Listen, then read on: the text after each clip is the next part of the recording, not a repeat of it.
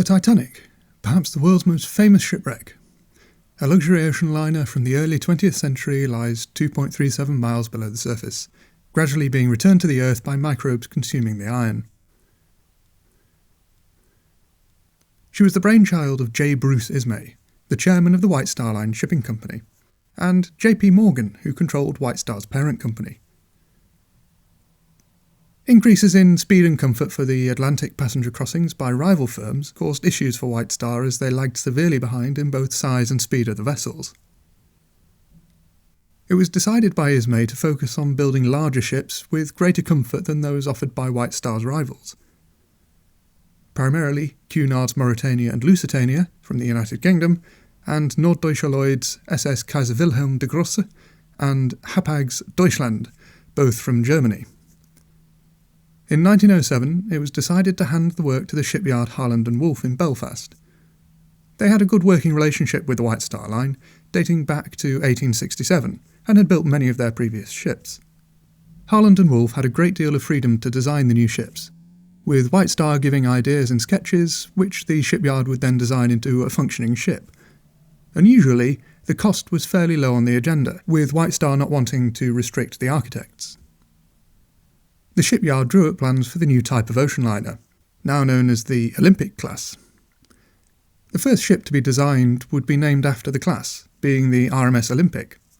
RMS is the title denoting the ship was a mail carrier, hence Royal Mail Ship, or RMS. Before being named, the Olympic was given the yard number of 400, because she was the 400th ship to be built at the shipyard.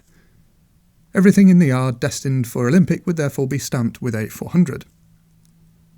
As Titanic was the next ship to be laid down, she was given the number 401. Similarly with the Olympic, everything that was to go on the building of Titanic would be stamped with the number 401.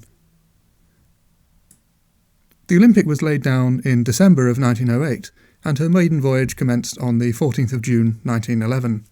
The Titanic was laid down on the 31st of March 1909, with her maiden voyage commencing on the 10th of April 1912. This delay in the building of Titanic allowed for the shipyard to revise her design, giving a slightly more refined version of the design than what was used for Olympic. As she was the first ship in the new class, and the first to be built and launched, the Olympic garnered most of the press coverage, with Titanic slipping below the radar at her launch. Most of the footage taken at the time was of Olympic. However, the ships were so similar it is quite often mistaken as footage of Titanic. Titanic was launched on the 31st of May 1911 for fitting out.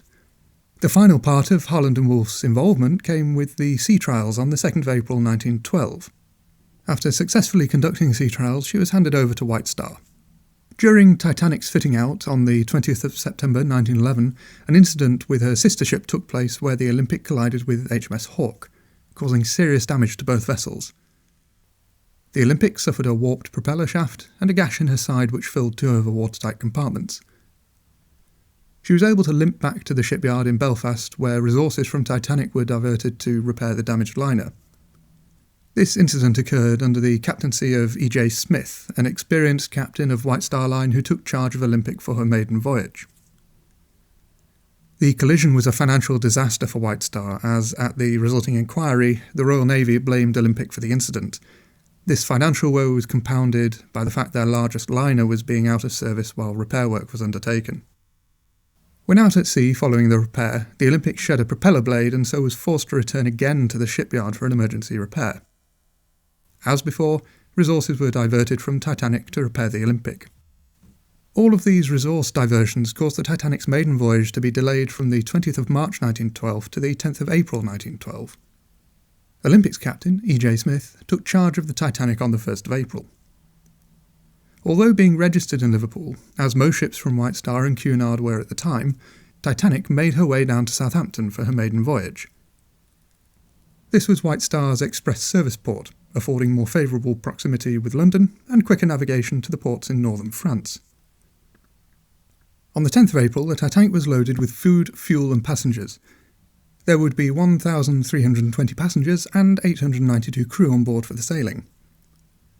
This was around half her total capacity of 2,435 passengers because of sailing in a low season and because of the disruption caused by the coal strike, which had ended only 4 days prior to her sailing. She set sail to Cherbourg in northern France, picking up passengers from continental Europe, then proceeded to her final stop before New York, Queenstown in Ireland, now named Cobb. One passenger travelled from Southampton to Cobb through a gift from his uncle. This was Father Brown. He provided some of the only photographs of the Titanic during its voyage and the last known photographs of some members of its crew and passengers. Once the Titanic left Cobb, it would not have seen land again until it hit North America. She sailed without much incident for 4 days, until the 14th of April, where the infamous incident took place. She hit an iceberg at 11:40 p.m. ship's time. It took her 2 hours and 40 minutes to sink, finally going under in the early hours of the 15th of April. Her total manifest of 2,212 persons was far too great for the lifeboat capacity of 1,178. This was not an illegally low lifeboat capacity, as at the time it was calculated by the tonnage of the ships, not by manifest. Despite this limited number of places, only 705 were able to leave due to mismanagement and miscommunication of and by the deck officers. Titanic had sent out distress calls during the sinking, contacting the Cunard liner Carpathia sailing from New York. She arrived an hour and a half after the sinking, picking up the survivors. Titanic fell to the bottom, the news of her sinking lighting up the front pages across the globe. Over the next few months, boards of inquiry were held in the US and the UK. It was determined that she had sunk whole, and this was the belief for decades to come. After the immediate furore to do with the sinking, and after the inquiries, she fell somewhat into obscurity, with the Olympic now taking back the reins of being White Star's flagship. The Olympic was in active service until her decommissioning and scrapping in 1935. By this time, Titanic had become a memory, faded from the public consciousness.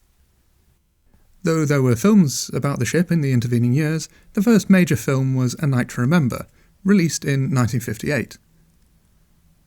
It all went very quiet in the 1960s and 70s, with very few films being released about the disaster. It wasn't until the Franco-American expedition found the wreck on the 1st of September 1985 that public interest was rekindled. The discovery answered many questions to do with the sinking, mainly whether the ship had broken in two before plunging to the depths like had been described in the witness accounts but ruled out by the inquiries. This sparked an industry giving tours to the wreck and new media attention.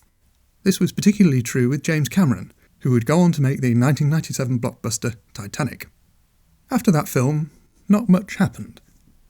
There were some documentaries made exploring some new theories leading up to the sinking, but there she remains, where she will always remain, slowly being eaten away and returning to the earth until there's only a stain of rust left.